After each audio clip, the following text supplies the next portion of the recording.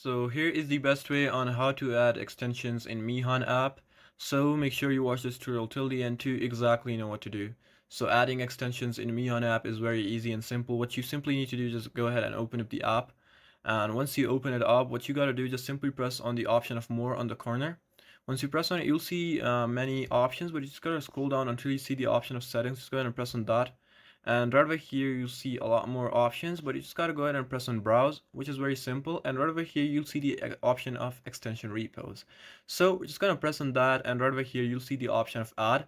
If you press on add, you'll be able to see a URL option, but as of now, we don't have any extensions. But what you have to do is just simply go to any web browser of your choice, and right over here, you'll be able to search up extensions. So for this video, I'm just gonna show you how you can get extensions, specifically Kiyoshi extensions.